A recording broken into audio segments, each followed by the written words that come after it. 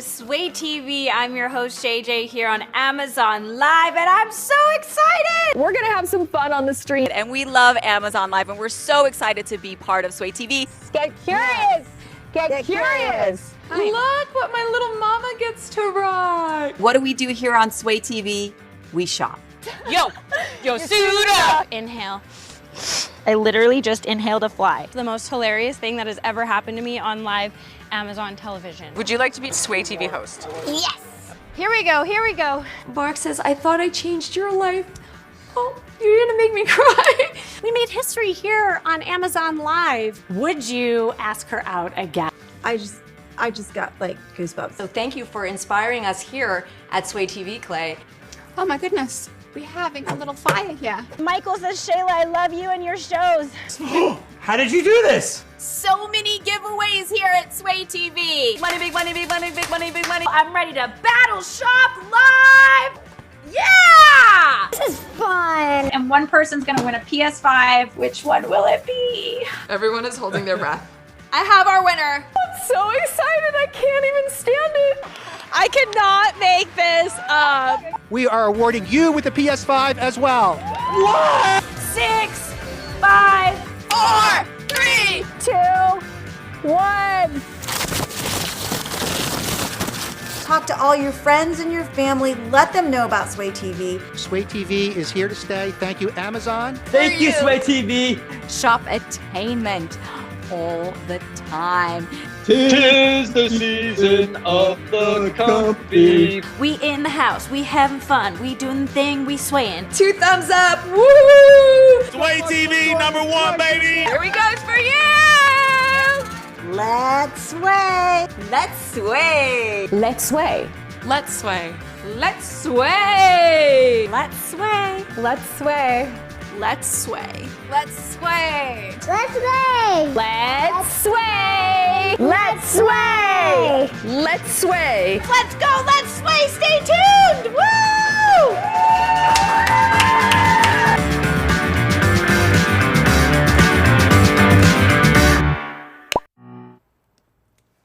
Hello, everyone. Welcome back to Sway TV. I am your host, Kimmy Seltzer, bringing you live each week Kimmy's Love Hub. And for those of you who are new here, this is a show all about dating, relating, but most of all, love. And that is love for you, because when you love you, that's when other people do too. And as you can see, I'm not alone here in this love fest and love hub here.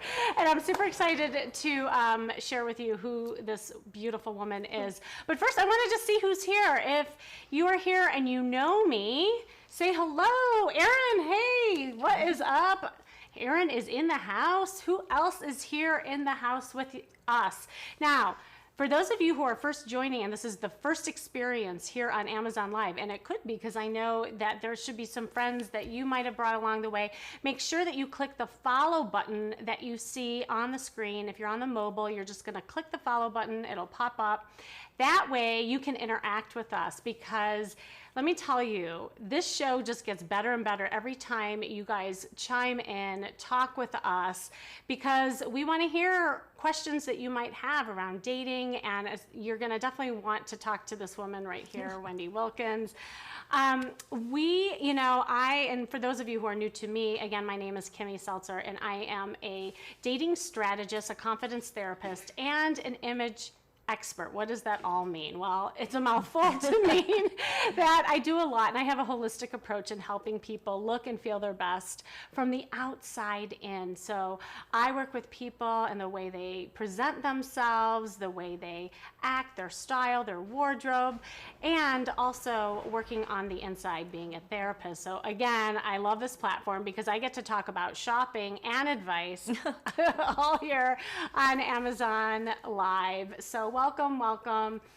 Erin, I saw Sarah, hello. I see Sarah's joining. We have a lot of people joining in, and I have, I will introduce Wendy in a second, but I just wanted to set kind of the theme. I always have a theme of the day, and one of the reasons that inspired me to bring Wendy here today, because, depending on where you are in the world, even, in our part of the world, it's spring, and spring usually has a lot of association with renewal.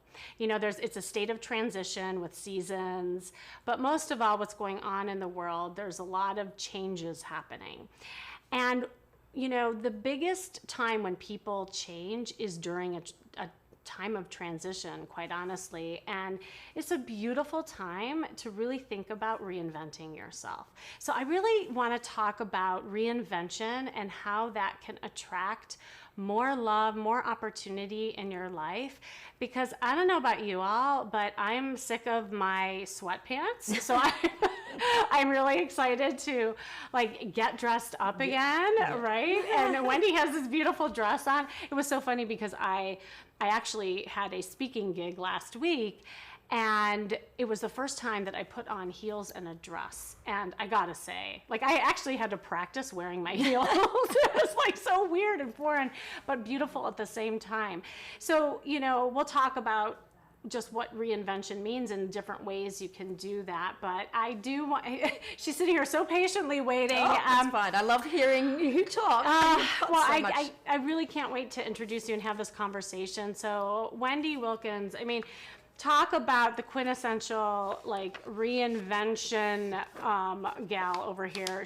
I think you've like reinvented yourself like several times. A few times, yeah. Right, being an actress, award-winning actress, to an author, and we're going to talk about your book today, to a producer, a writer, a cop. What, y'all? Like, and she came on my podcast. This is how I knew Wendy originally, and my podcast is Charisma Quotient, by the way. You can see that in the carousel as well. And the thing that I couldn't believe is like how hot you are as a cop. Oh. Like, I do get like a surprise every time I tell somebody that I was a cop, like, and they go, "A real one?" Yeah, a real one. Like a real life. So anyway, enough about me jabbing away. So please let everyone know who you are and a little bit about your story. Okay, thanks for having me, Kimmy. I love you, as you know. This girl is fabulous and helps so many people with love, which we all need. Make the world go round. So thanks for having me. It's so exciting to be live and touch someone. I know, live in action. Yeah, so, where do I start? Well, I actually always wanted to be an actress, and but I was brought up that that's not a career. So I started out way back doing a number of things, and then became a cop, and that's what my memoir's about. We can talk about that later. Sex, Love, and Cops. My first 5 years, and awakening, sexual love, and all sorts of things. And my first arrest and all those sort of things, as well as getting punched in the face for the first time. So, oh my gosh, I can't imagine. Okay. So we can talk about that. But yeah. I became a cop, and then after many years of frustration, well, only 5 actually, I decided to leave, and then a couple of other little jobs, and then became a realtor and became the #1 realtor in Melbourne, maybe Australia, because I personally sold $1 billion worth of real estate. Yeah, and actually I bumped into Josh Flagg the other night, and you know, their $1 million listing, I don't think they even realized that was a past career of mine. But anyway, so where it was $1 billion. So and that was many years ago. So then I actually felt this yearning to do my acting. It was always there, the passion, and I went through a kind of depression to sort of snap me out of it. I decided to follow my bliss and became an actress, which took me to London first and then here to LA. And while I was here, I started writing and, you know, creating my own content, and was talked into writing my memoir. So that's me in a nutshell. Oh, is that it? I mean, it's funny. Some people say, "Are you 85?" because all the things you've done, but it's amazing. Right. Yeah. I mean, no, I'm not. And there's no way you're 85. And that's what I find so fascinating about just all the things you did, is not only how many things you did, but how varied.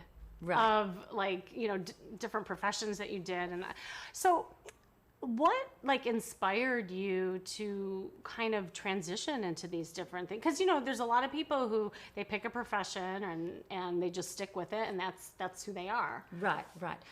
You know, I think you have to listen to your gut, your intuition, call it that.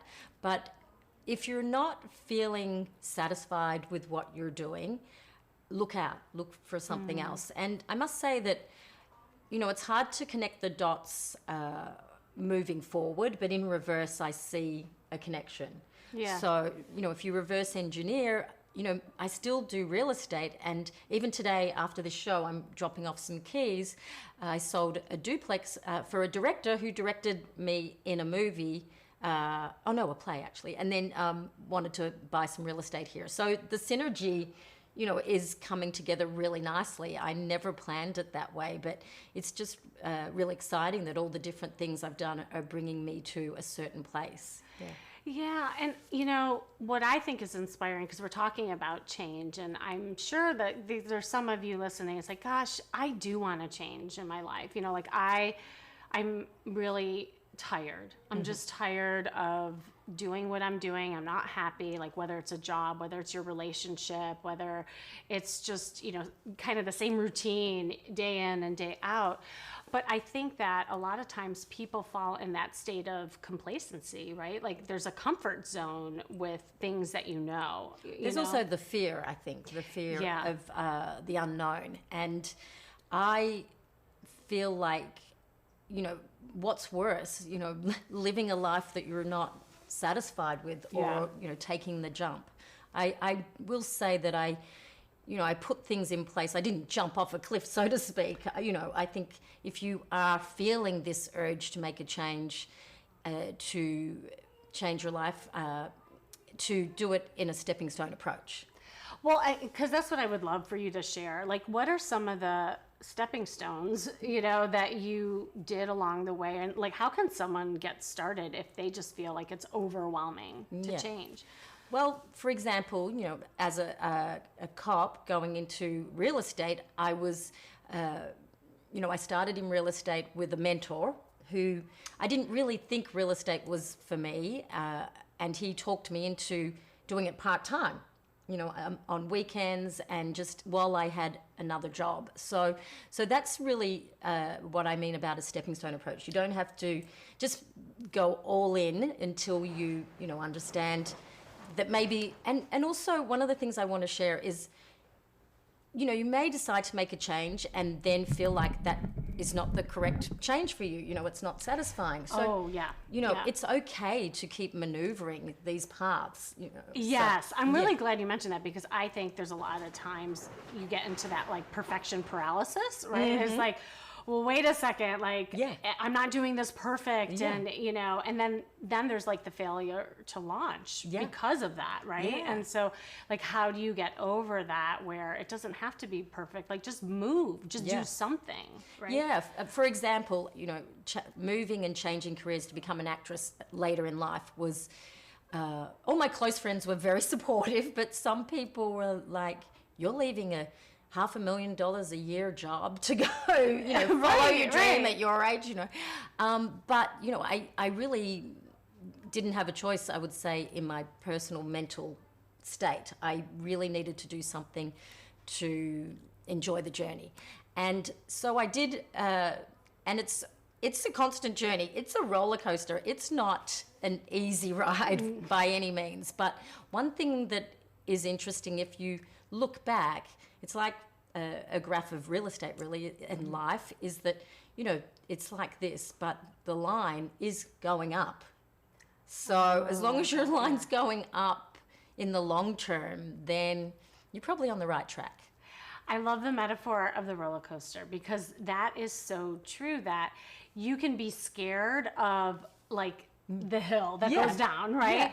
But if you learn to embrace it and have fun on the roller coaster and know that the hill's going to come and it's going to be scary, but with that fear also comes a thrill at the same time. Oh, can I share a tip I got yesterday? A dating hack. Well, let's get into it. Yeah. With the roller coaster. Yeah, I had a little acting gig and I was interviewing a professor, and he studies the release of oxytocin and feeling good. Yeah. And one of the things he was saying was that if you go on a first date, make sure it's something exciting, like a roller coaster or something that gets the adrenaline going, because it will release the oxytocin and it will be 5 times better date than going out for dinner.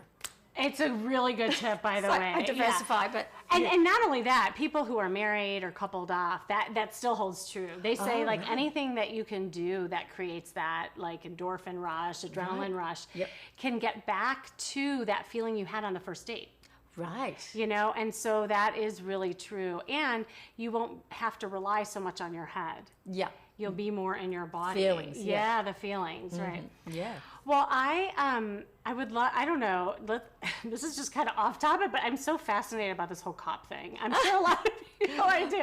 Like, do you have any like funny stories or stories that come to mind? Well, you have to read my memoir, but well, because that's why I wanted like how that like segues into your book. Yeah. Well, I can tell you about the first punch in the face. So I was 19 years old, fresh out of the academy, and this was in Melbourne, Australia, by the way. But people always think, you know, it's a lot safer place than America. But yeah, we had a lot of stuff go down, so you have to read the memoir about that. But yeah, so I was it was Melbourne Cup Day, so it's a public holiday, and everyone stops to watch the Melbourne Cup, a horse race, a bit like probably the Kentucky Derby, something like that. Yes. So it was 11 a.m. in the morning, and we get a call to the local sports bar that there's a woman drunk and that we need to come and get her. And by the way, she was the oldest prostitute in town at the time, and her name was Annie Oakley. I'm not joking. For real? Yeah, Annie Oakley. Oh my gosh. So she had 15 pages of prior convictions, all sorts of things. So me, I didn't think, you know, women punch people. I was like, you know, very naive. So on the way, my senior on the van says, just be careful, women drunks are the worst, which is funny. But anyway, so I'm like, okay.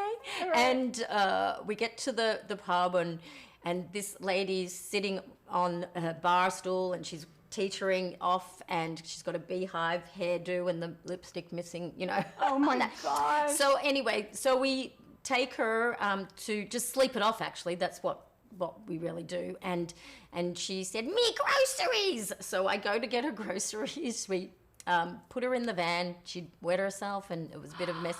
And so we take her back to the station, and my sergeant asked me to check her pockets, and she goes like this and punches me right in the face. And I actually saw stars. So, yeah. Oh my God. So, but the funny part is when the court case, we go to court, and it's funny that this was before I was an actress, but you really, even though you type out the statement and everything has to be word for word, even though, you know, you'd think you could just say how it happened, but you have to word for word say what the statement was, you know, a month or so ago. So I'm up there in court giving my statement, and she's having a coughing fit and calling out, "You're a liar!" And so I was so mortified. And then she said that she brushed my cheek accidentally, and that I stole $50 from her. So I was so upset. But anyway, she did get, all the other cops were laughing their heads off because, you know, they'd been used to her regularly. No big deal, yeah. But I was so upset and thinking, why didn't the prosecutor say objection? But yeah, but oh my gosh. So did you get bruised? Yeah, I did, but it was funny. It was just a slight little mark, which I was hoping it would come up like a shiner. Yeah, for evidence. But I will say from that day on, I never got punched again. I was very aware. Well, you could say that you've been punched. I mean, that's like, it's like you've earned a stripe. Wait, I want to like actually highlight. So you've been alluding to this amazing book, and it's part of why you're here. And this is, so for all of you can see her beautiful book. Do you want to say a little bit about it? Sure. So this is my 5 years as a young cop, but it's also about my sexual awakening, my first love, basically popping my cherry in every single way.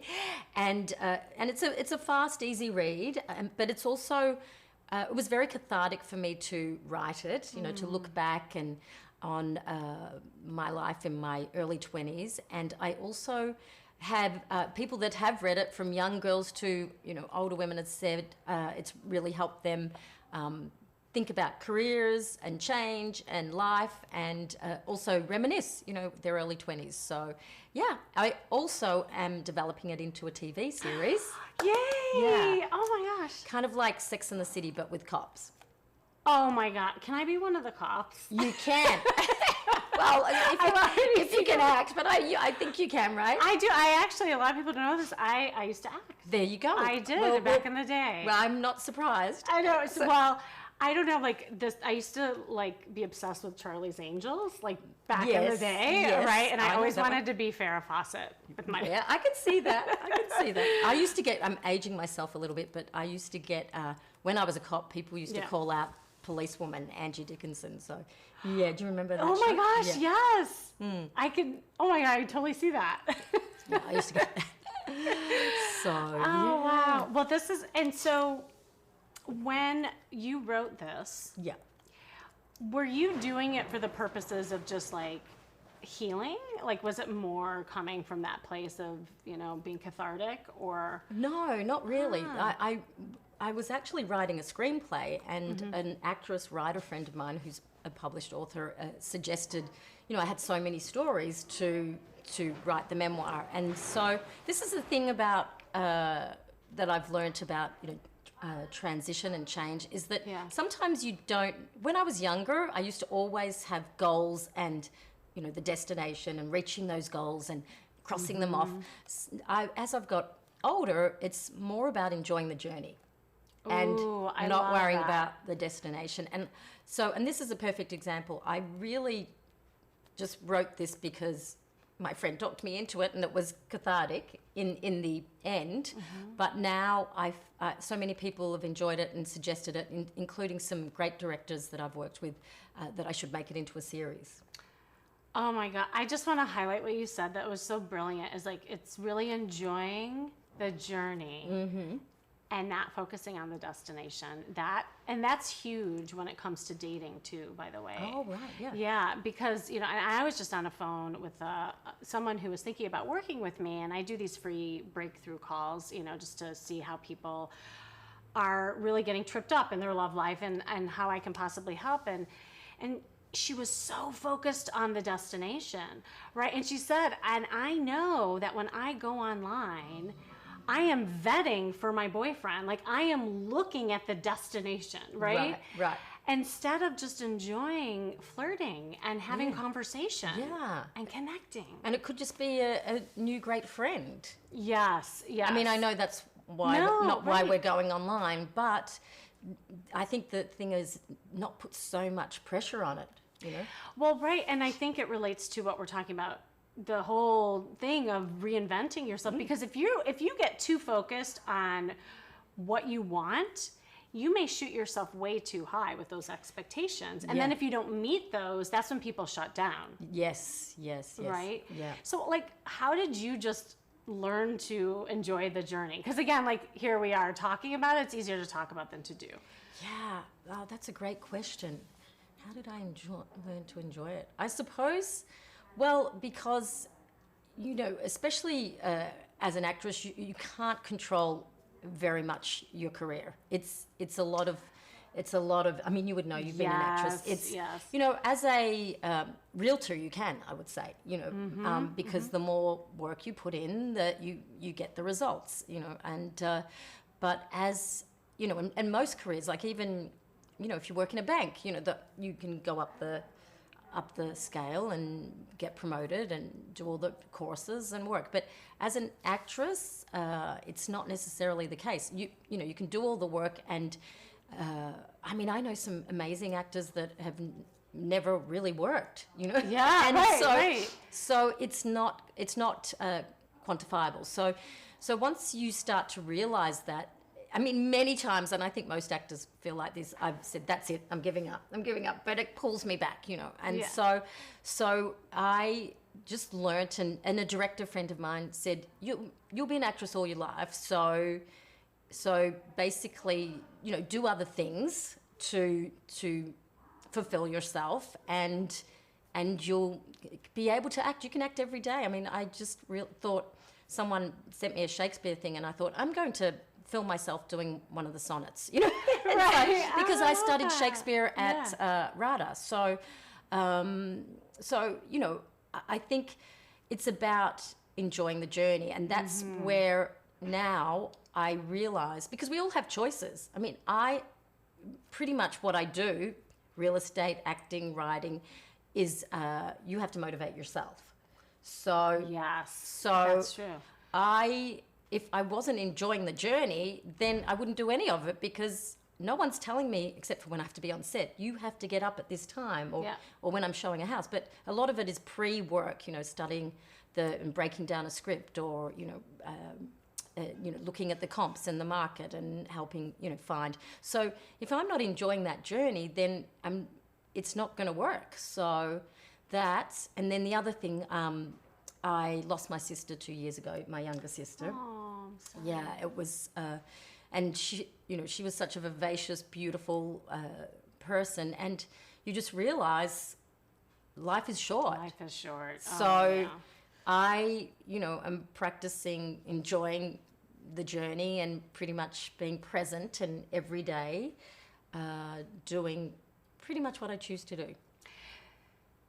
That's really beautiful. And I think also with that, and I know this with acting as well, is that you build resiliency, right? Like, you learn how to handle rejection really fast. Oh my God. Right? Look, I chose 2 careers, real estate and acting, that are commission only, you know, you get and full of rejection. So well, right, because I think that's one of the reasons why people don't reinvent themselves, is because they're fearful of being rejected or failing, right? And so they rather just stick with what they know, because that's where people's confidence is. But by pushing yourself and the roller coaster thing, like being in that little state of discomfort, can energize you too, and know that if you fall, you'll get back up. Yeah. Just like if you don't get that part as an actress, yeah, there's another one. Yeah. If you don't get that date on Bumble, you'll get another one. Yeah. And I think too many people put so much at pressure. It's like, oh, that guy ghosted me, or that woman didn't show up, or you know, it's like next, next, or like it's an acting, and scene, right? Yeah. I know. I think that that's the thing, is to not take things so personally, because if you haven't really invested that much in, you know, like one Bumble date, then. That's right. Right. That's right. So y'all got to take some acting. That's the bottom line. Because it is. Only if you enjoy it. Yeah. Well, and I think people can learn to enjoy it. I don't know if you know this, but I make all my clients take an improv class. Really? Yes. Well, there's 2 prescriptions. I make them take an improv, and I also make them take salsa dancing. Why? Wow. Because it gets people out of their head and learn how to express themselves, be in the moment. Yeah. And especially with salsa, it's very sensual. Wow. It's I might have sexy. to right? do that. Yeah. You're like, well, and I think that also that's the other thing that, you know, stops people, is they get so in their head. They think so much. Yeah. Rather than just being in your body. Yes, that's so true, in the feelings, yeah. Yeah, I think that's the thing too. Even, you know, I was thinking the other day with acting, the other, you know, there's side effects that are so amazing. Like some of my best friends I've met in acting class. So it's not, you know, it's not just the career, it's a life, and live the life with all the other things that come with it, you know? Yeah, it's so true. And hey, if you are just joining us, by the way, I am Kimmy Seltzer. This is Wendy Wilkins, actress, cop, sexy woman extraordinaire, ex-cop, ex-cop. Yeah, I still like saying that.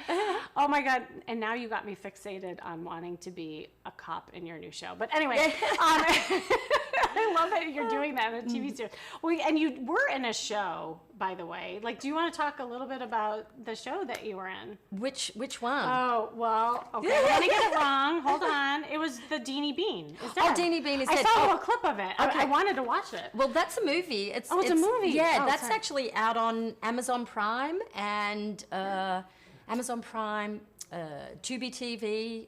So yeah, it's out now. You can watch it. I'm definitely gonna watch it. Yeah, I saw the clip of it, and you look. Oh my God, your character is. Tell people about your character.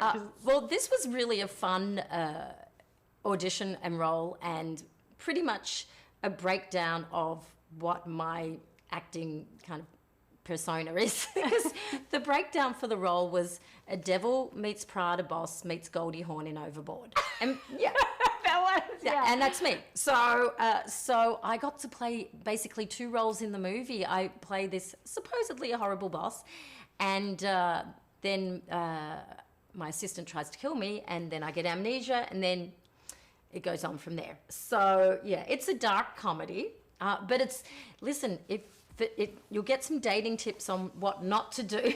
Oh my gosh. Yes. Well, yeah, let's go over those. If your boyfriend breaks up with you because, well, she starts to stalk him and it all goes wrong. So you can imagine, it goes downhill very fast. So don't do that, girls. But yeah, don't stalk. Yeah. Or get obsessed. Yes. Or get anxiously attached. Or try and kill your boss. And it's a dark comedy. So, but yeah, watch it. Let me know. Let me know.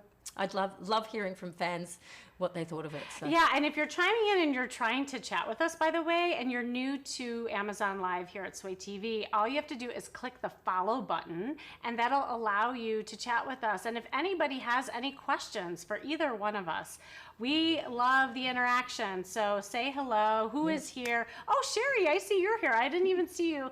I see you because it says you're following. So if you're here, say hi. I love when it's interactive because that way we can just have more fun and it's like absolutely more of like a party. Yeah. So anyway, going back to your reinvention and all the different things that you do, what would you say have been the highlights?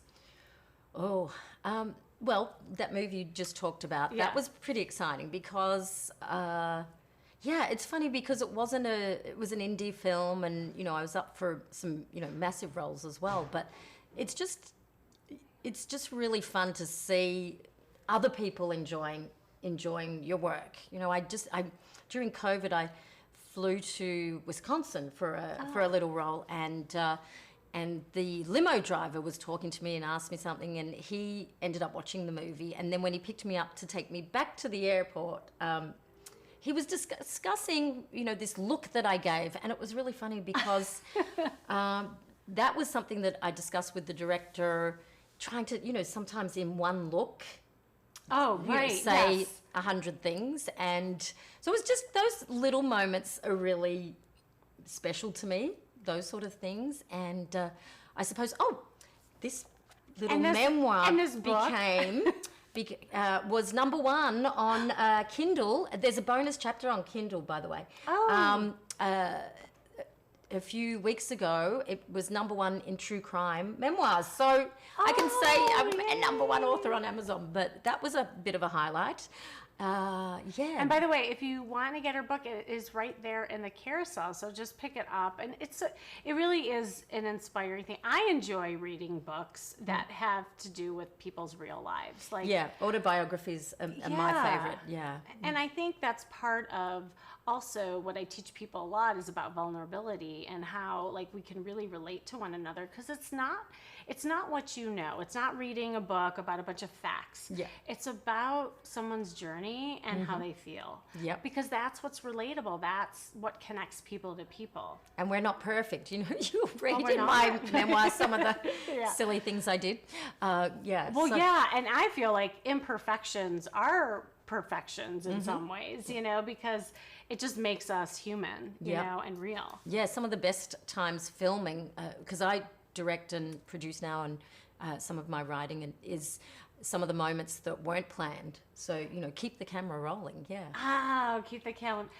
It's funny, I actually make my clients film themselves. Oh my God, you're so... I do. And people are like, I'm never hiring. I'm never hiring Kimmy. She makes me do improv and salsa.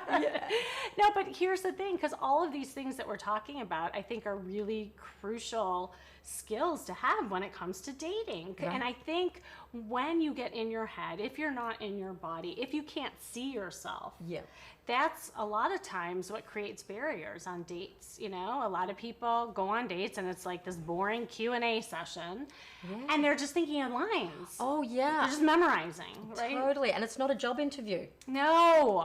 How many of you have been on dates where it feels like a job interview? Like, chime in, tell us how that feels. It's the worst.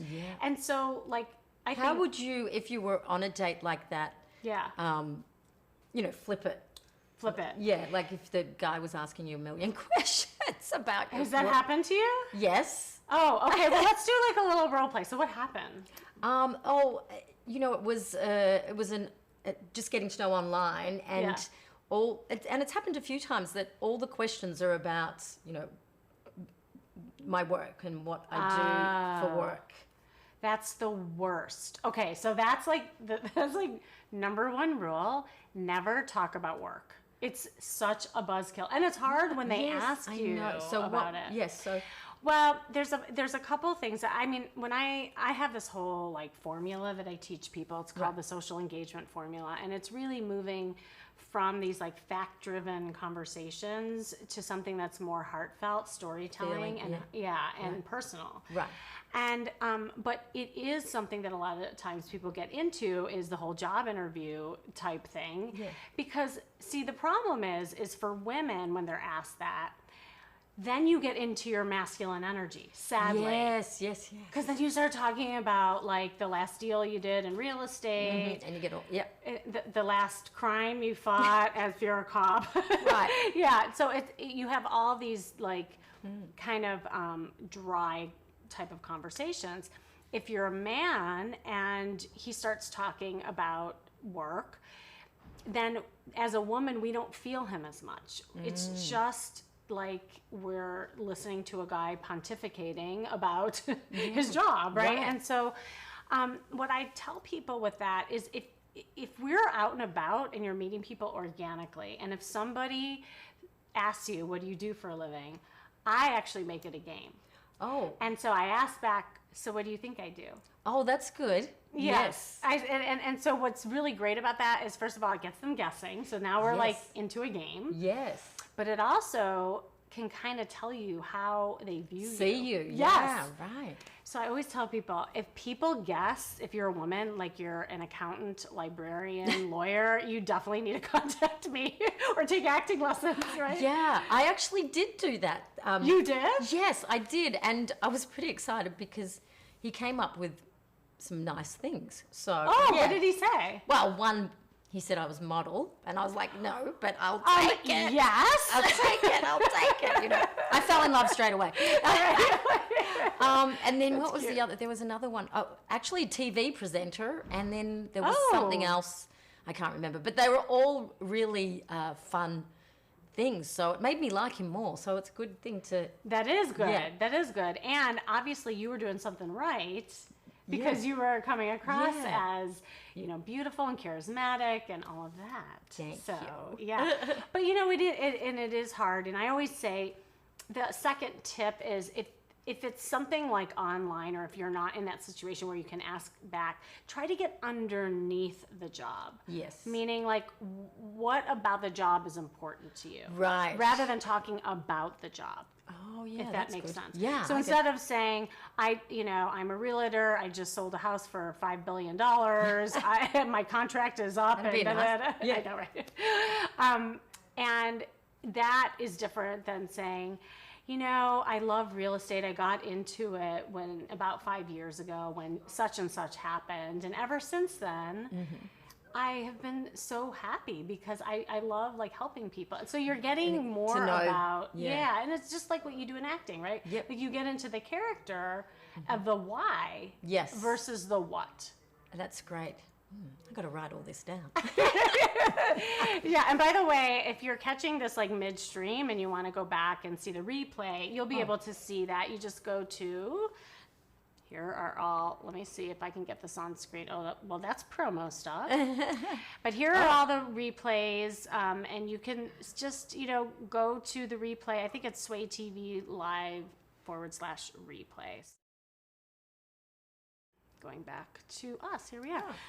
So yeah, I love this conversation. The other thing that you had mentioned, I wanted to circle back, was a highlight when you were in the car and there was a look on your face that he remembered or you captured. You were talking about a look. Like yeah. A look. Yes. Because I think what's written on our face and nonverbal cues are so important when it comes to flirting and approachability. Oh, right. So I was wondering, like, are there like certain actress type, I don't know if there's exercises around like facial expressions that you use to get in character or what? No, because, but there is, I studied with a famous acting coach called Ivana Chubbuck, and she's got a book called The Power of the Actor, and she talks all about inner monologue, what's going on between the lines, because, you know, when we're talking now, when you're talking, you're thinking something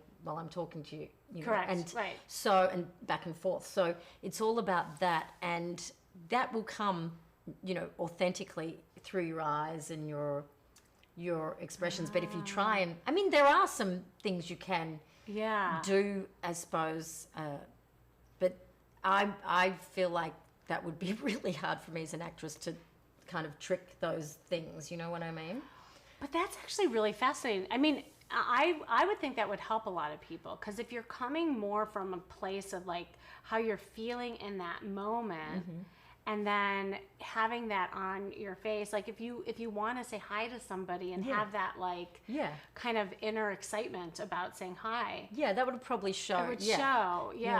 Well, because a lot of women, like I do these wing girl sessions, right, where I go out with people and it's really fun. I want to come. Oh my Can I go God. on Okay, one? next time. Yes. Yeah, we'll go out. Although I think you could probably help me coach, because I have a feeling you're okay. But there's something that's so fascinating about seeing people live, because how people report themselves is different than how they are actually in real life, right? Right. And a lot of times people don't have their cab light on. Right. Like they think, I'm so approachable. I don't know, I've done all this work on myself and I go, but no guy approaches me. Or, you know, if you're a man listening, it's like, well, no women want to talk to me, or, you know, like whatever that is. But half the time, it's just the signals that you're sending. Oh, yeah. I know. I have a couple of girlfriends, and my sister that passed, I used to say all the time, you need to smile more, because they're beautiful girls, but we'd go to a bar or somewhere, and they sort of look like they'd sucked a lemon, you know. And it's like no one's gonna, you know. And though I do have a funny story about that. I was out with a girlfriend, and you know, I said to her, just smile, even if you have to fake it a little bit, just to, exactly. And then this guy said, oh, someone's just said all the women he's dated asked him out. Wow, that's cool. Jeffrey. I love it. Does anyone want a girlfriend? Okay, yeah. I love that. So just to finish that story, so I said smile, and we were at, this was a couple of years ago, but at that Cabo Cantina, you know, so it's a very busy, lively, and there was tons of people there, and so I said, okay, just try it. Just smile more, you know. And then she came over to me and she said, well, I was. And this guy said, what are you smiling at? What are you smiling at? Oh, my God. But see, here's the thing. Okay, this is where the rejection piece comes in, and being resilient and not getting knocked down with that. Right. I always say, like, if somebody doesn't respond in the way that you want them to, they're just not your people. Like, end of story. Exactly. Like, there's plenty of other people you can smile to or say hi to, and to not take it in. And I find that's where a lot of the work comes. You know, it's more about how you feel about yourself, because when you're really comfortable with yourself and you're happy, those things aren't going to bother you as much. True that. Yeah, and that's actually a really good point about going back to enjoying the journey and joining this with love, is that, you know, I feel like it's that old cliche, but feel the best you can and be the best you can be, enjoying your journey, and then it just glows and shows, and then you'll attract probably the right guy, right? Yes. I know that is why women ask me out. I just go about my business. Yeah, enjoying the journey, Jeffrey. Yeah, right. Cool. And his journey is that women just like come up to him, and that's awesome. But Jeffrey, I want to give you credit because there must be something about you that's approachable. And I talk about this all the time, is that both men and women have a responsibility and approachability. Right. You know, because a lot of times, you know, well, I hear this a lot from women. Women are getting mad at the men because they're not approaching anymore. And then the men are getting mad at the women because they're not approachable. Right. So it's like we're at a stalemate. You know, like nobody's meeting anybody. And, you know, I don't know how it was over in Australia, because I do feel like it's different in different parts of the world in ways of like how friendly we appear, and there are different like nuances with like cultural differences, and even from state to state here, like I see a difference. But I always say, like, if you smile and you're more proactive and not worry on being reactive to the other people around you, that's half the battle, because you can create your own magic and energy with your own smile. Absolutely, yeah. That professor I was talking about was talking about all the studies he's done with the release of oxytocin, which is the feel good, you know. And whatever it is. I'm not technical, I'm not scientific. But the more you smile, you feel good. You know, if you're giving and getting back. So yeah, I can't help myself. I smile at everyone. Oh, and Jeffrey asked, so what if you have bad teeth? You would not smile. Oh, there's so many great dentists here, Jeffrey. I know.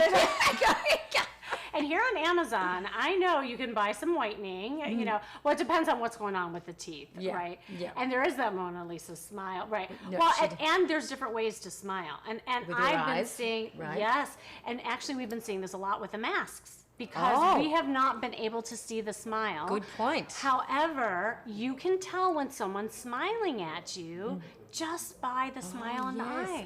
And you feel the energy. You do feel the energy. Yeah. Like, and you know, just locking eyes and smiling with the eyes can be inviting. So, you know, I think one of the points also that's bringing that out is when you have things that you're not happy with yourself. Like, it could be your weight, it could be your age, it could be, you know, just, you know, different things that are shifting in your body. And going back to the theme of reinvention, if you're just joining us, we're talking about reinvention and how we can put ourselves out there in a new way. It is really important to look at, all right, how can we embrace the things that we love about ourselves and not focus on the things that we hate? That's a good. And that's hard. Yeah. It's hard. So, you know, an exercise everyone can do right now is just take out a piece of paper and write 3 things that you really love about yourself. Like, what is it on your body? What is it internally? Is it about your personality, your you know, just things that you have talents around? And really focus on that. And that's a really good starting point, because when you're focused on things that you hate, if it's your smile, if it's your weight, whatever it is, you're going to be obsessed with it, and you're thinking about that, and then it takes you out of the present. What we focus on expands. Yeah, exactly. I remember, you know, when I was younger, I was worried about a pimple or something, and you know, I don't get them anymore, but now it's wrinkles, but I don't, you know. I remember Goldie Hawn said, someone asked her, and I love her. Oh, I love her, yeah. Asked her how she deals with aging, and she said she doesn't look in the mirror as much. And I think that's really cute. Yeah. So I really like that. You know, it's funny you mentioned a zit. So I have this whole theory, and you're gonna laugh. It's called I call it the zit theory. Oh. And what I mean by that is, like, to your point, when you have a blemish on your skin or anything for that matter, you look in the mirror and you get really focused on it, and you're like, oh, everyone's gonna look at it. Everyone's gonna, I can't go out like this, you know, that kind of thing. But in theory and in reality, you are your own worst critic every single time, because most people don't even see the blemish until you point it out to them. And that's all they see. This, yeah, exactly. Yeah. That's right. Yeah, that's right. I know. Well, I know there's some people just joining us for the first time. I would love to circle back to your book if you want to, like, hold it up and talk about the book, because it is. I just love what this is all about. Is there another part of the book that you want to talk about? on the back there, that was when I graduated and I was about 12. Oh my God, I didn't even know that was you. Yeah, I know.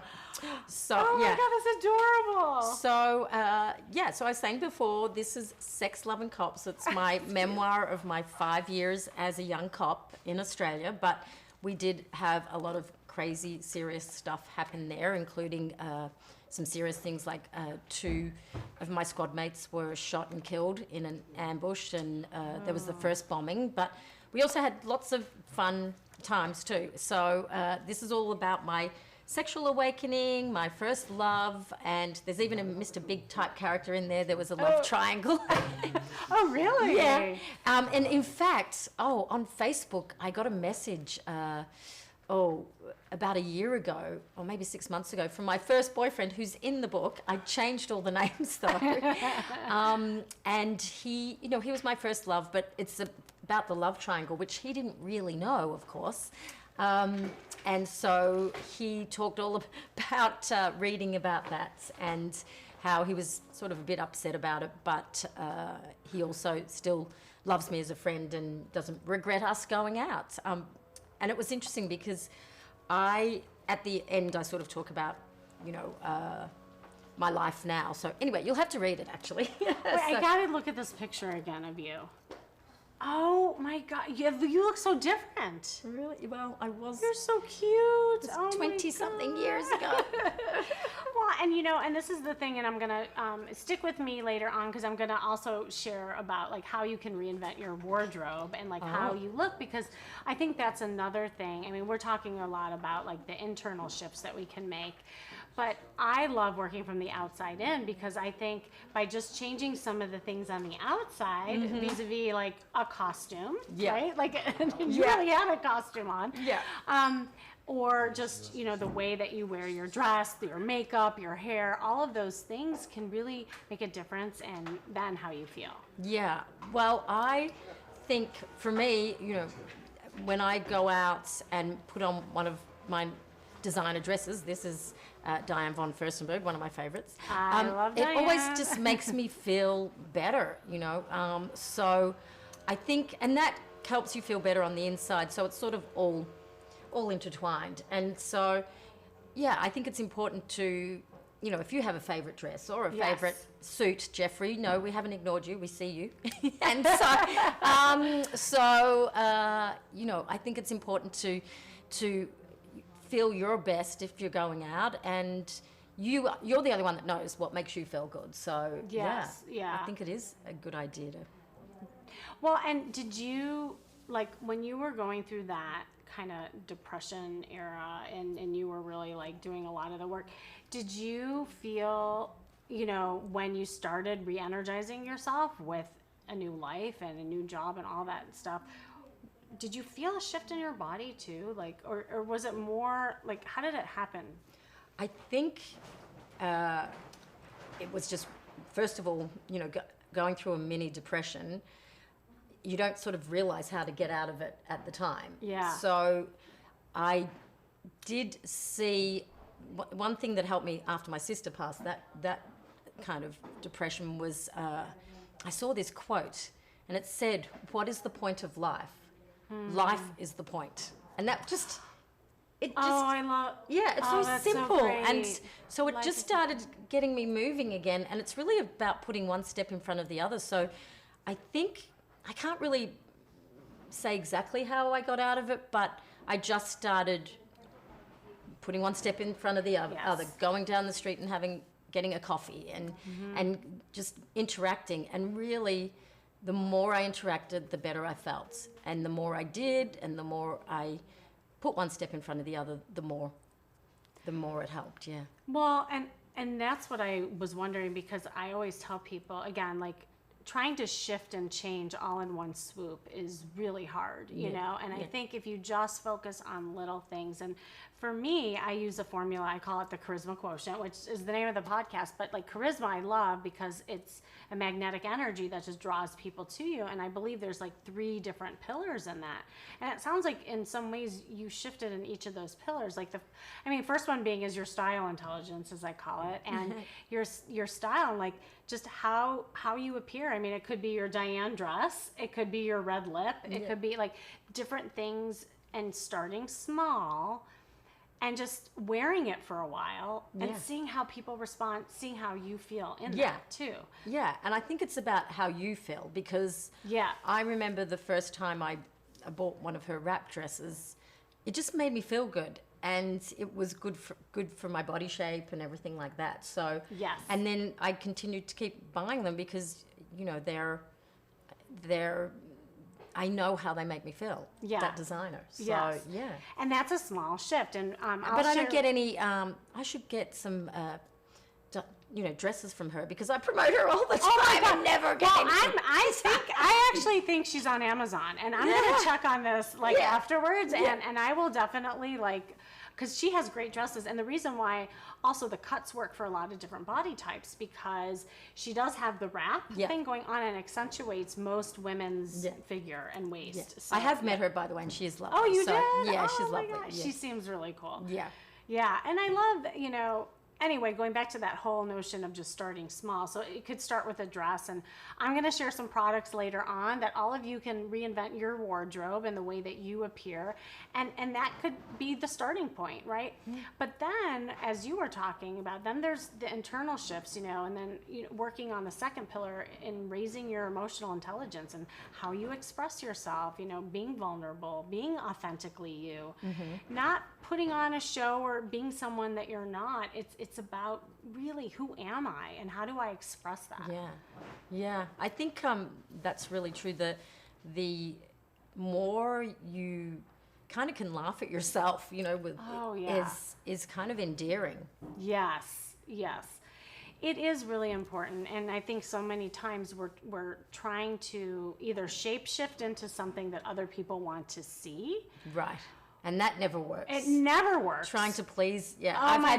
I've had exes that. Oh, you have? Oh my God! Like, you try and fit into what they want you to be, and it never works out. Yeah. So what ends up happening? You break up. For instance. Yeah. Well, you know, I mean, when I was younger, I've had some relationships where I tried to do everything to sort of fit into what they wanted, and then they still break up with you anyway. So, yeah. That the result ends up in the same way, and you also end up attracting lopsided relationships too. And that's the problem, because you're not being you in the beginning, so you're molding yourself into the other person, and it's exhausting. Oh my God, it's exhausting. So that's the other shift for reinvention, is really like, okay, can I practice just showing up and being me and not worrying about the rejection? So it's not really reinvention, it's kind of finding the true you, do you think? Right, but if you haven't been the true you, that's the reinvention, right? Because if you are walking around as someone else, or trying to people please, or and not really being you, your reinvention is finding yourself, right? Like, how can you move and shift in ways so that you are comfortable being you, that you don't have to please, that you don't have to have everybody like you or worry about the rejection and all of those things. Yes. Oh, and that's something like with what we have now with all the social media, and you know, you can't please everyone all of the time. So the more you can please yourself and be authentically you, then the better it is. And really, you know, we don't need to attract 1,000 guys. Just some good ones. Yes, just a couple, one or two good ones. You know? Yes, exactly. Right. Yeah. And then, you know, the third pillar is what I call raising your social intelligence, and that actually includes flirting. Sorry. Yes, it's interacting with the world, and this to me is the biggest reinvention anybody can do, because a lot of us, and I've been talking a lot to people whose social muscle has been atrophied this past year. Because of COVID and everything. Because of the pandemic, but also some people never had it to begin with. Right. So, like, how can you move into the new world, so to speak, and start exercising that social muscle?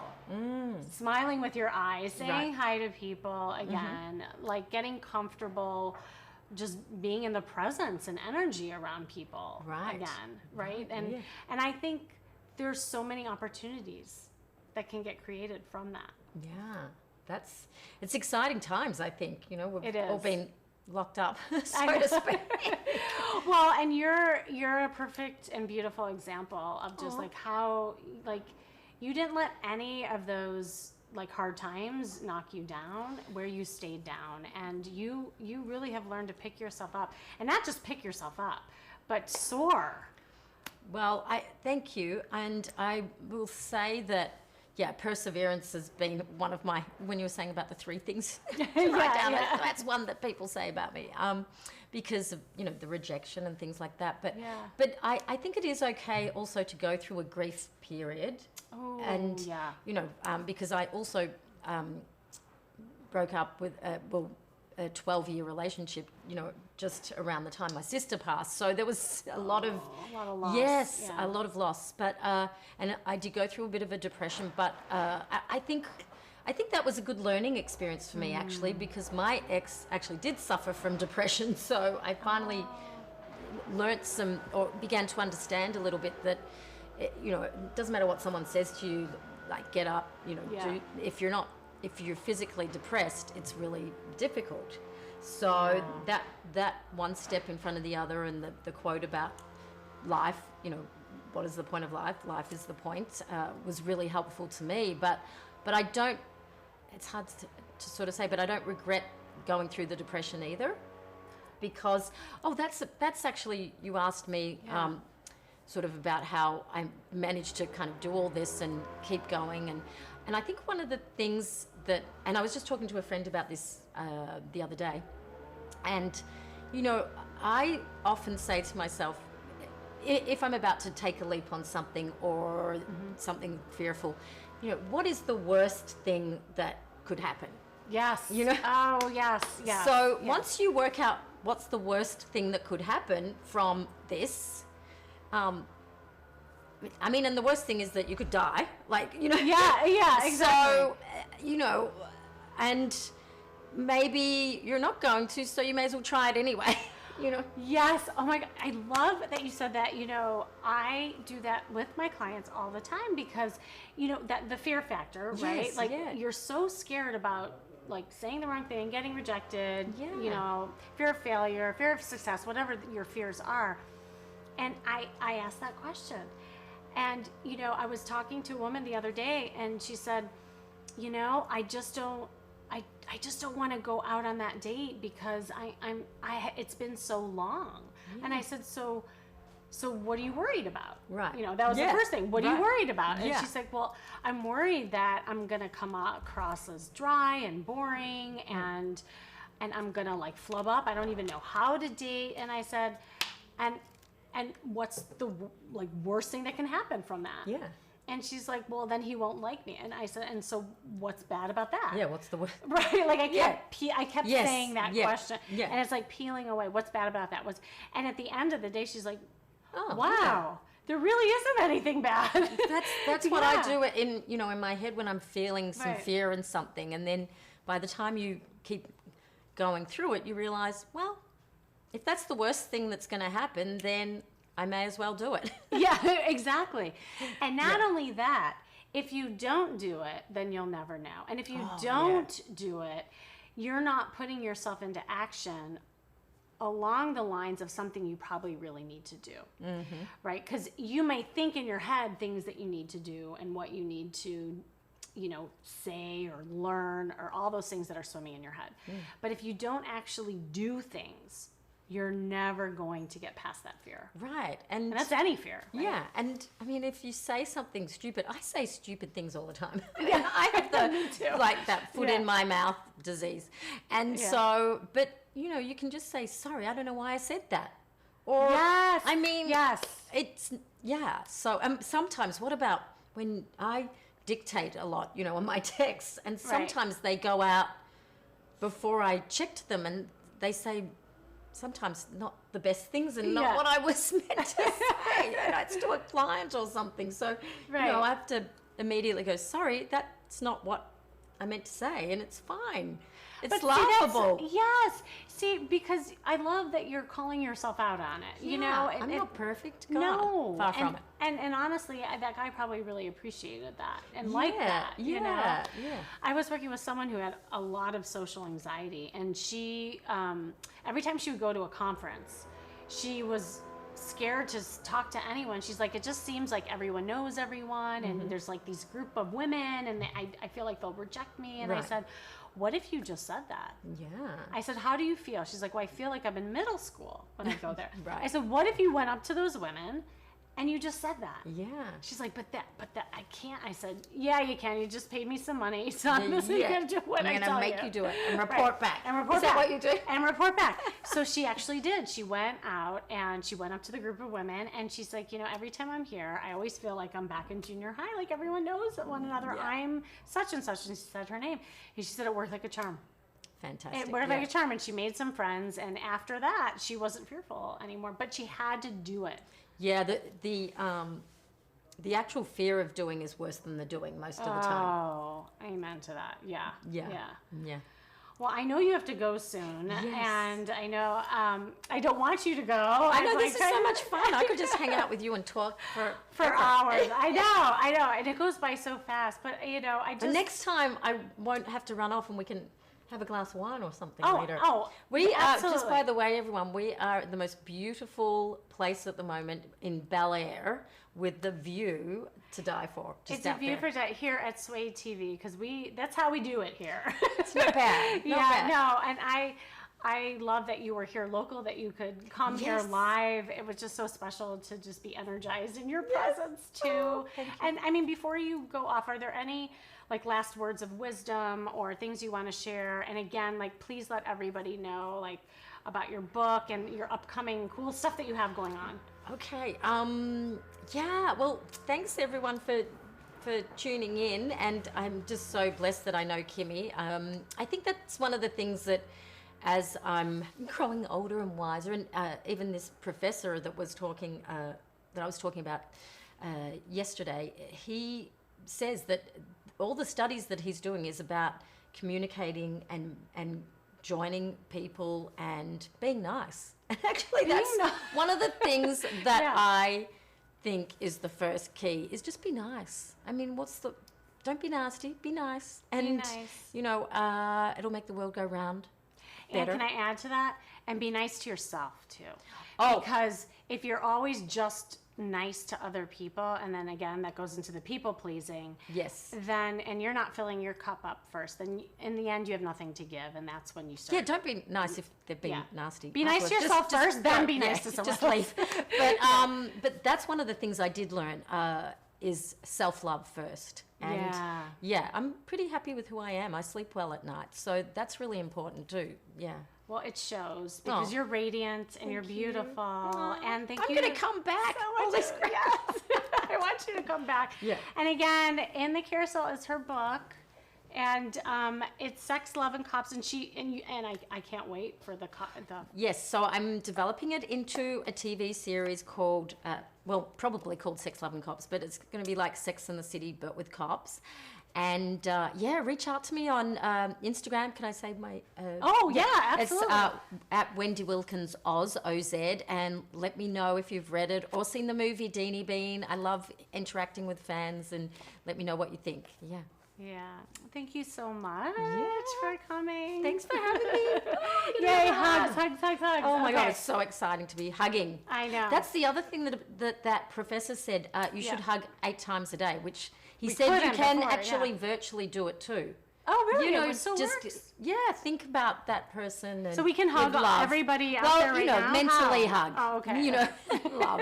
Yeah. We're hugging all of you right now. And don't go away, because I still have some fun things to show you how to reinvent your wardrobe. So I will say goodbye to you. Bye, everyone. Thanks for having me on Sway TV. Thanks, Kimmy. Bye. And you can just head out there, and I will pick up where we're leaving off, and that is reinventing your wardrobe. But also, there's like other areas, right? And wasn't she awesome? There's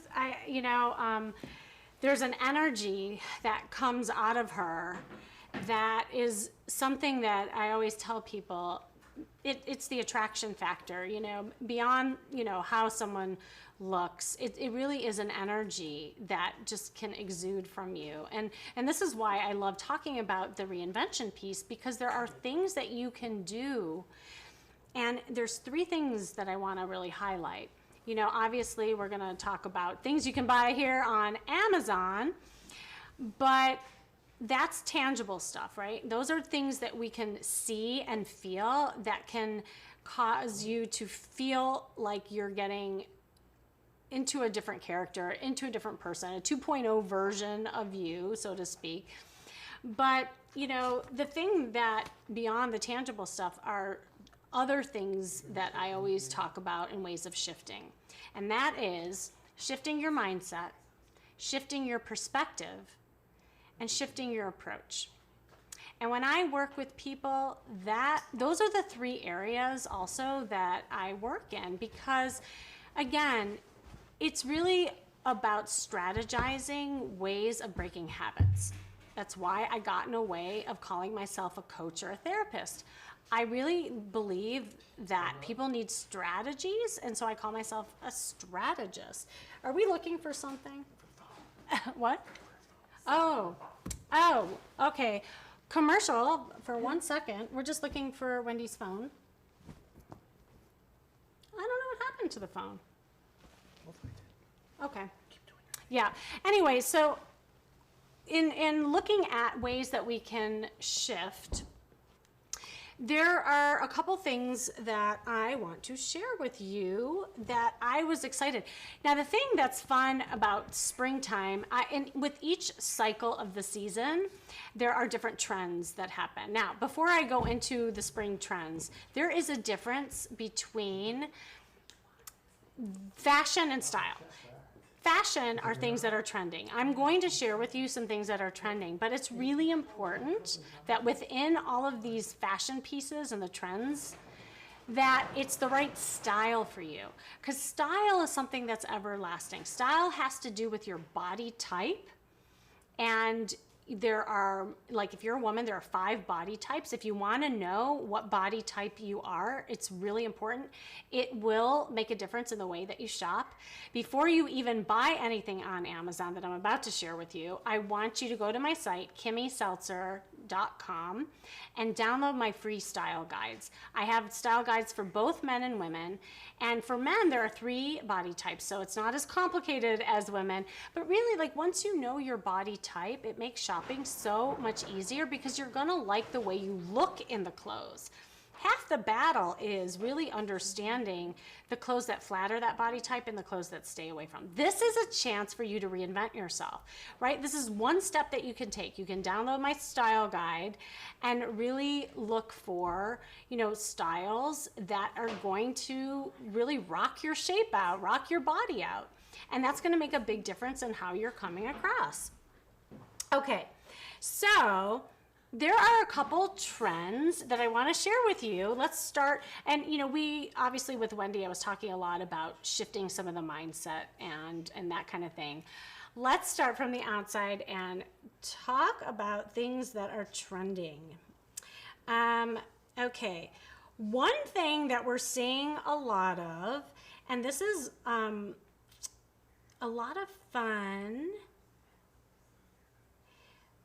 Oh, wait, where did this go? Well, okay, I'll start with the shiny stuff. I talked about this last time because I did a whole episode on being bold and different ways that you can stand out.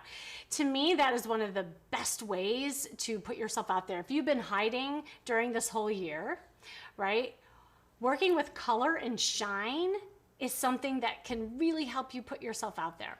And it is all about the glitter and metallics. We're seeing a lot of it. And I found this, hold on.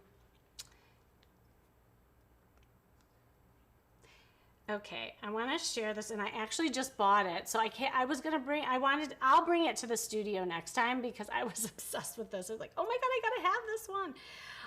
Kipling, which I think is a great brand for luggage and purses. It's making all these metallic bags, and this particular color I loved. It's called Metallic Glow. There was also another one in this color. It's a metallic rose. Look how pretty that is. What I really liked about it too is that it has material that you can go traveling with it and it won't scratch because it's not leather. It's made of material that has, I think it even is resistant to some water. I mean, obviously I wouldn't like go swimming in it, but yeah, this is awesome. You can find this. It is Kimmy's Love Hub if you go to Shop Sway TV, and you'll see the purse in there too. But super affordable. It's on sale for $78, and if you look inside, this is what I also liked. Look how much room is inside. It's very like deep, there's deep pockets. There's even like, like side zippers that you can put things in. And I love the crossbody effect because if you want to just hold it, you can hold it by the handles, but you can also put it across your body, and look how cute that looks. And you can go traveling in. So if wearing like a metallic just totally scares you, I would start with accessories. Remember, start small. Okay. All right. Oh, Namjin, hello, hello, hello. It's nice to have you. If you're just joining me, I am Kimmy Seltzer, and you're joining Kimmy's Love Hub. And this is a show all about dating, relating. I just had Wendy Wilkins on. She's an actress, and we talked about reinvention. And I always talk about products that relate to how you look and feel your best so that you attract what you want. And right now I'm talking about ways that you can reinvent yourself simply by just adding one thing to your wardrobe that's trending this spring. So I really, really like this. This was one thing I highly recommend. Okay. Now, the other thing that if you want to go a little bit more high end, I do like to recommend things that definitely, if you want to invest in yourself and buy something for you because you deserve it. Remember, Wendy was talking about being nice, and we were talking about being nice for yourself. I'm sorry, I do not get guilty at all when I buy myself something, even when I'm buying somebody else. In fact, when it was Mother's Day last week, I bought my mom a massager that I'm going to show you all about because I'm obsessed with, and I bought myself one because I wanted to join her in that happiness, and so I bought myself that. But if you want to splurge, here is a metallic purse that I think is gorgeous, and I honestly think this will be something that will never go out of style. It's by Karl Lagerfeld out of Paris, and he has beautiful purses. I mean, you can see there's all different kinds of colors, but this particular metallic I think is amazing. What I like about metallic and any of these like colors is that it's almost like the new black. You can wear it with any color, any time of the day, and it still gives you that kind of glow just based on this metallic leather. Now, I think it is leather. It's 100% leather, and it's metallic, so it's really special. It's different from the Kipling, right? But it's a different purpose. This is the kind of purse you want to show up on a date with, ladies. Now, if you had a black dress on, for instance, just envision this. You have a black dress on. It's very like understated, elegant, and then you pop just this little metallic purse. It makes a statement. It has like a bold statement to you. It has some personality to you. If you are someone who always wears drab colors, this is a way of reinventing that energy for yourself and start putting yourself out there. And I just think this is a beautiful piece. And you can see that the handle is actually a chain. I have another purse by him that has this chain, and it's beautiful because it almost looks like jewelry on. And I'll just kind of go through. The detail is stunning, and you can see what it looks like when someone wears it. It's a nice size purse. You know, it's hard to find a nighttime purse that carries my big phone. Where's my phone? My phone gets so big. Oh, look, see? I kind of practice what I preach. Look at how like glittery my phone is. I love glitter and it's so girly, and every time I pull out a pop of glitter, people always mention something to me. So it is a conversation piece as well. But it is hard to find a good night purse that will fit my phone, that'll fit my lipstick, you know, and that I still can, you know, carry. What's also cool about this, it's hard to find a night purse that you could wear as a clutch. And if you're holding a drink, if you're at a cocktail party, whatnot, it's nice to have that strap, right, ladies? So this has both. You can put the chain and you can kind of roll it up and just like hold it, or put it inside and it could be a clutch, or you can wear it. So I really, really like this. And look at how cute. I mean, you could, you know, make bold statements by doing that. That is adorable. Look at that. Again, this is personality. Right? Accessories are a great way to get some sort of like signature piece that you can put on over and over and over again. And purses, shoes, jewelry, those are things that you can do all the time that will give you that personality. This is a little more, I would say, classic, you know, but definitely like, I feel like it's very sophisticated. Another thing that a lot of my clients know, I always say, no patterns. I am against people wearing patterns on their body. First of all, if you're online and you have online photos, it's not something that I recommend, because patterns usually widen people in a camera. You know, like if you watch the news, newscasters know this. If you notice, I never wear patterns either, because it tends to be distracting and it can widen people. So if you are someone who likes color, who likes patterns, I'd rather you buy a purse like this and also have fun with your shoes that can also add that personality piece that you like so much. Speaking of shoes, I talked about this last week. And this also will add some glitter. Katy Perry came out. She came out with such fun shoe line that I'm obsessed with. I'm waiting. I just ordered some. I'm waiting for it to come. I cannot wait. She actually went on Amazon Live and she talked all about her shoes, and I watched the entire thing. I loved all her shoes, and really, especially given what I'm talking about with all of you today.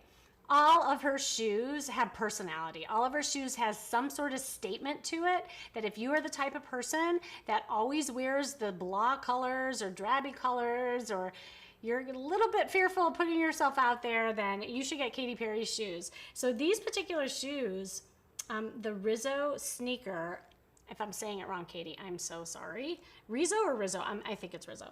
But look at, this has some glitter on it. How cute is this? And then look at this rainbow one. I love this one.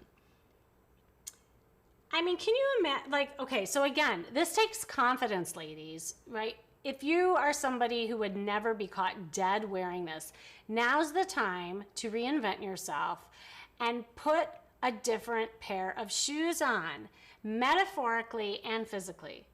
By putting on a rainbow shoe that would be so like out there for you, this is a way of doing something different for yourself. So can you imagine if you put this on, yeah, you're gonna get some attention for it. And if attention is hard for you, what about getting that attention is hard for you? This is your moment. This is your chance. This is your chance to get out of your COVID clothing, everybody. You know, we've been dressing from the waist up. Now it's time to dress from the waist down, and that includes really fun shoes. So this is another way of, if you didn't want to go all out and get like a big metallic thing going on, then you can pop it with shoes and accessories. But if you really want to go for it, drum roll, drum roll, drum roll. I showed this last week and I'm going to show it again. Go bold or go home, people. Because if you want to go out, this is the trend that would be like really putting yourself out there. If you are somebody who's been in sweats all year and you want to practice being someone different, put this on as a costume. This is all about glitter, sequins. We're seeing a ton of sequins this spring. But people are wearing it even in a casual way. Now, obviously this dress is a little more than casual, I would say, but what would that be like to put something on? And, you know, you can even think of it as just like with, you know, Halloween. You put something on that you never wear. Like, you ever see these shy girls put on like a vixen cat suit, and all of a sudden they're this vixen girl walking around, and you're like, who is that girl? Actually, there's been research done on this, that when you wear certain clothes, you perform a different way. So this isn't something that's superficial that I'm talking about. This is not some airy-fairy like theory that I'm talking about. And, oh, who's this blonde from LA talking about image matters, right? I am very research-based. And what research says is that there are shifts that go on in the brain. And they even coined the term enclothed cognition, that when you put on different clothes, it actually causes shifts that go on in the brain, and it makes you perform differently. So if you are someone who's really shy, for instance, what would happen if you put this dress on? I'm just saying, like, this would be a totally different thing. So this is by Belle Polk Vintage 50s Sequins Pencil Dress.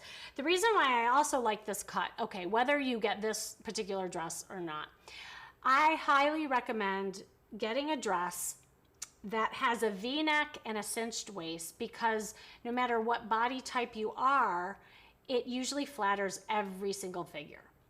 That V-neck and the way that it's shaping you is a great cut. So if this particular dress scares you, then try to look for other ones. And I do have some other options for you as we're talking about that.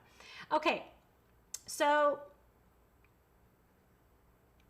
that was that. Now I want to point you to something else that we're seeing this season, and it's all about the puffy sleeves. So I really like this. I have the body type that can carry this, but this is definitely, you know, a different kind of thing. Not everybody looks good in the puffy sleeve. So again, know your body type. If you want to know your body type, go to my site, kimmyseltzer.com, and just download my free style guide, and it'll teach you how to measure yourself. It's not about your weight, by the way. It's about your bone structure and how you're proportioned. And once you know your body type, my guide goes into, you know, certain like cuts that work for your figure and what cuts to stay away from. So it's super informative. This particular sleeve I think is so cute, and look at all the colors. Now I would recommend, if you're reinventing yourself by wearing color, wow. Ladies, if you show up on a date with this top on, I definitely think guys are gonna notice you. Or if you walk into a public setting and just get used to being seen in something like this. This to me is it's a date-worthy top. When I say date worthy, meaning this has some sex appeal without it being like out there, right? Like it's not something where like, you know, you're hanging out of it, or it has a very beautiful neckline. And depending on what size you are, obviously it comes in all different kinds of sizes. This is by Ramwi. I hope I'm saying that right. Women's casual puff sleeve square neck. Look at the price on that. It's only $23.99. Like, that's really crazy. But she's wearing it tucked in, but you could also wear it tucked out. And that also depends on like your waistline. Okay, so I have a really short waist, for instance. So I never tuck in my shirts. Why? Because it accentuates my short waist, and then it causes me to look disproportionate. So I wear my things tucked out. If I got this shirt and then you're like me, I would wear it tucked out. Now, if you have a long waist, then you can wear it tucked in. But look at all the colors. I love this color, by the way, and you all know how I feel about red if you've been watching this. By the way, who is here? I've been like talking so long, I haven't even like said hello to some of you. Some of you I have. Happy Friday, by the way. And if you are new and you want to chime in and talk to me as I'm sharing my products, click the follow button, and that'll allow you to chat with me. And I am here every week. This is Kimmy's Love Hub, and I talk all about dating and shopping and relationships, but most of all, love. And that love has to do with you, because when you love you, that's when other people do too. That is why we're talking about reinventing yourself as we head into a new season, for some of us, a new world. Like, it is a real opportunity to make some changes for yourself. Use what you are seeing here today to get that motivation to do something different. I don't care. Maybe it's just like cleaning out your closet right now. And it's just like, I don't know about you, but my closet was collecting cobwebs, okay? It was, full disclosure. And I clean closets. Like, I help people do that, virtually and in person. And I was just letting myself go in some ways. Like, how many of you out there listening have been letting yourselves just go during this time? Now's the time to get a handle on this new life that we're entering. Spring is in the air. Summer is upon us.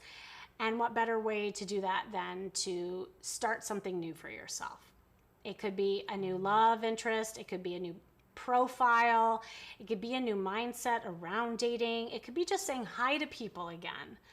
Right? There are so many things that you can do for yourself right now, but you could start with a puffy sleeve shirt because it is trending. Now, I love this yellow top. Oh, this is so pretty. It's an interesting yellow because I think it's a kind of yellow that would look good on a lot of skin tones. Not every yellow does. Like, I cannot wear a pale yellow because it just makes me look a little bit faded. If you have darker skin tone, you can definitely do this. By the way, is Sharon out there? Sharon, are you there? I haven't even said hello. And if you are there, I just want to say happy birthday. Sharon is someone who has called in, and she has been very special. She is part of my Love Academy group, and she helps many other ladies that I've been working with. And I just want to say, I love you. I hope you're doing something fun. And if you're not here, that means that you're probably, and I hope that you're celebrating because you so deserve it. So big shout out to you. All right. So that is the other trend that we're seeing. How is everyone doing? Oh my gosh, I can't believe we are almost at the end. We have 15 more minutes, but I do want to share a couple other products. The other thing that is trending, and it's something that we can all do for ourselves. It's all about the curves, ladies. So yeah, we've been in these big, ginormous clothes for a very long time.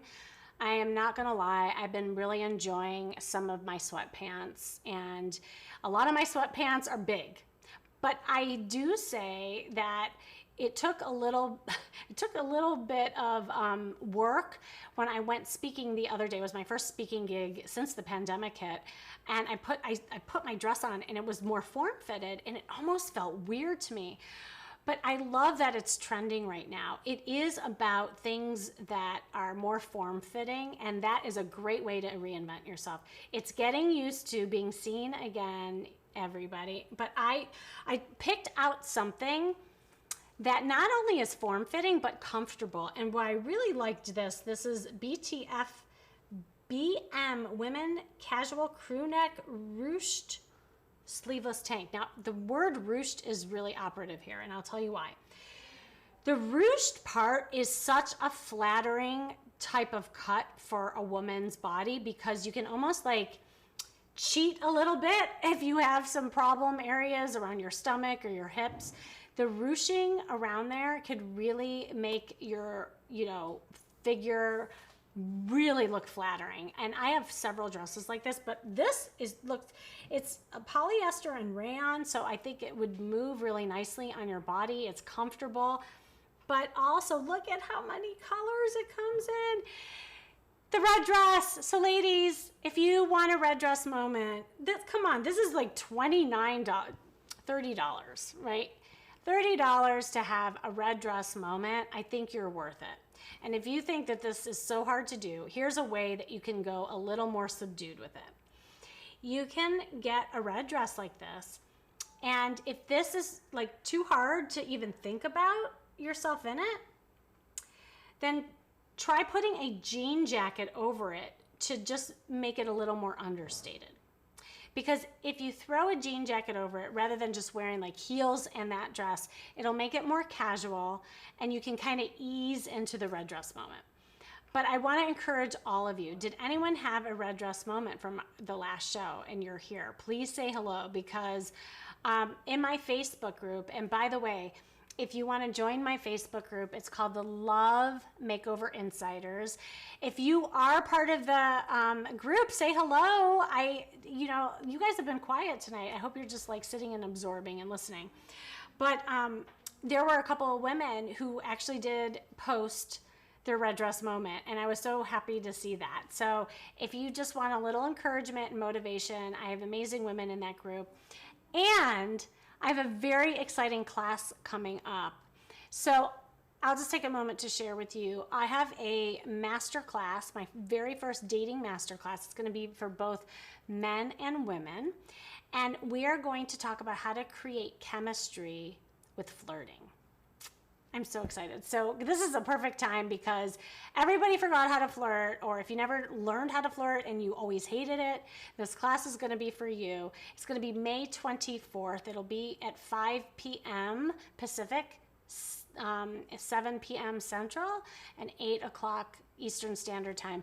If you want to be on the priority list, because it will be limited in the numbers that I can take, I am taking names, and anybody who is on the priority list for that, then you will have first dibs at signing up, because I do have to cap it. We are going to be in Zoom, and it's going to be very interactive, and it's going to be like hands-on approach stuff. This isn't just going to be like a talking head and cookie cutter stuff. It really is. I want y'all to learn and get energized around it. You can sign up by either going to my Instagram, and make sure you subscribe to my Instagram too. I would love to have you in my community. It's at Kimmy Seltzer. Just slide into my DMs and say, hey, I want to learn about that masterclass that you're doing. Or you can go to askkimmy.com, askkimmy.com, and just either say, I want to be in your masterclass, or ask me a dating and style question. That's the best way to get to me. And that way I'll know that you'll want to be in the class and you'll be in my community. As you can hear, I have so many things going on. Besides the master class, I have a lot of different programs that you can join. And I'm just, for me, it's about where you're at. And then once you know where you're at, you will have so much, more. You'll have so much more understanding on where you need to go, because half the battle is knowing what it is that's tripping you up, what it is that's preventing you from finding love. And most of it, it's just you're blind to it, right? Like we all have blind spots. It's hard to see your blind spots, right? And if you don't see your blind spots, how are you supposed to know what you're supposed to change and how you can reinvent yourself? So that's why I love hopping on calls with people. I offer free calls, just be in my community so that I can help. Okay, so with that, I wanted to show you one other product that I bought. I alluded to it when it was Mother's Day last Sunday, and last week I had a show about loving yourself and Mother's Day and celebrating Mother's Day.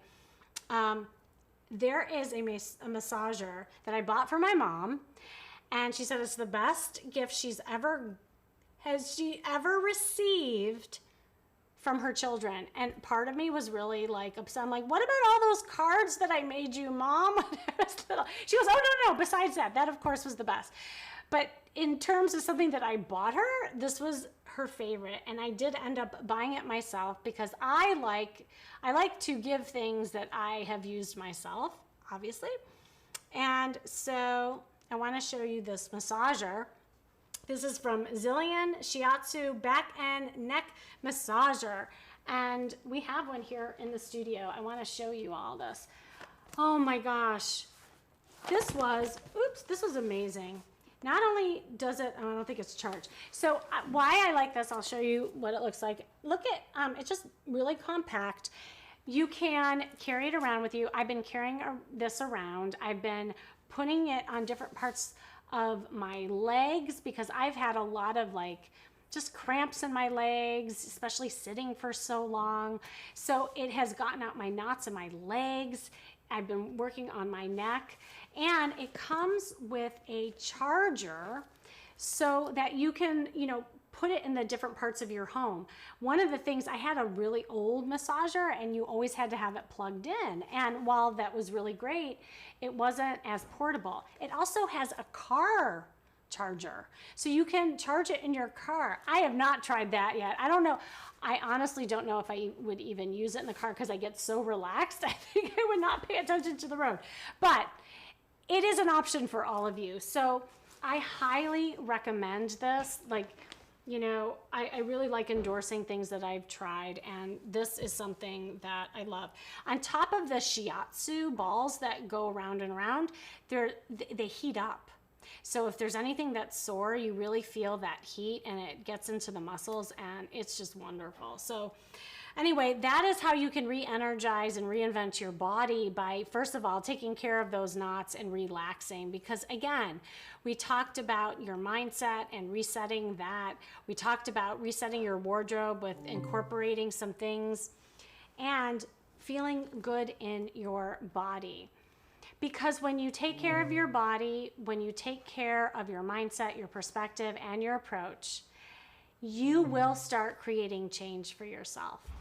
And so for those of you who are listening and you're thinking, I don't even know where to get started, I want to change, but it just seems really hard, I got you. I understand that. Again, it's what if you missed it, when I was talking to Wendy Wilkins, who was here, one of the things we talked about is shooting yourself too high.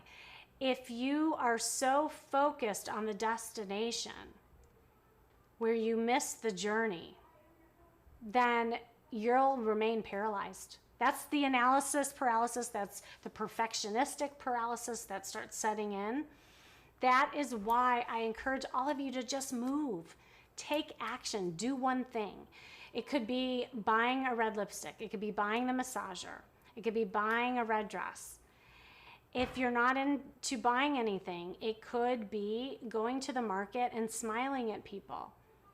It could be putting a profile up online. It could be hopping on a call with me.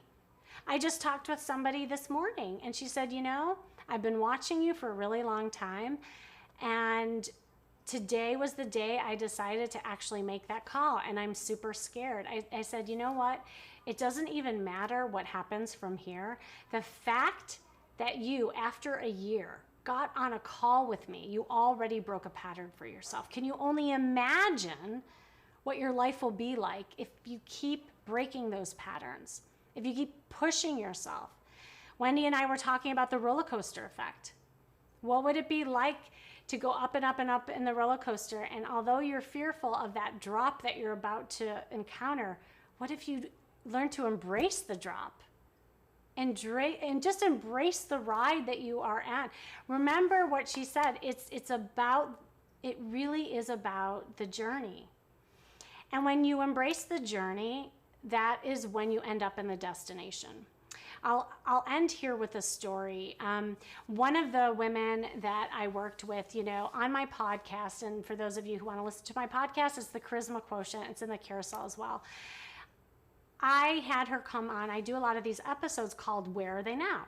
And people come on and they share their success stories of those who have worked with me who have gotten success in some way, shape, or form. Now, success is different for everybody.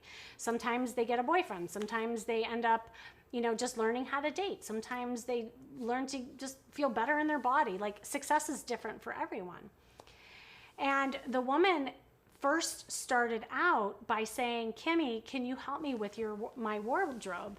I know how to date. That's not really the issue. I don't even know what's going on, but I think I could use a little reboot in my wardrobe. I said, yeah, that's great. Let's start with your wardrobe.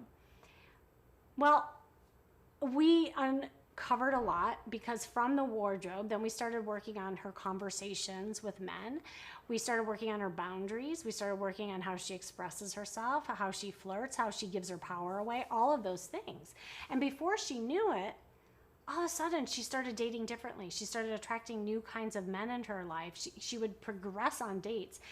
And what she told on my podcast, and you'll hear if you want to go to it and listen to the episode, it's Where Are They Now with Molly.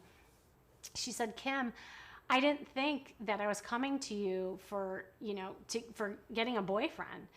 But she ended up attracting an amazing man in her life, so much so that she didn't even trust it. She's like, I have never experienced this before. I've never even dated somebody before that felt this easy, right? Oh, hi, Rosalinda. Happy Fantastic Friday to you. Oh, it's so good to see you. And I don't know if you're just joining me or at the end here. We talked all about reinvention. And with this particular client, Molly, she reinvented her whole life and the way that she viewed men and relationships. She got out of her own way. And that's what can happen to you too. So if you are looking to reinvent your life in some way, shape, or form, hop on a call, go to askkimmy.com, say, Kimmy, I have a question. I want to have a call with you. I want to join your Facebook group. I want to join that master class. Whatever it is, just let me know and I would love to help you. So we are at the end. Thank you all so much for joining me today. Again, my name is Kimmy Seltzer. I'm a dating strategist, confidence therapist, and image consulting, bringing you live each week here at Sway TV, Kimmy's Love Hub. And with that, happy Friday, happy weekend, and let's sway.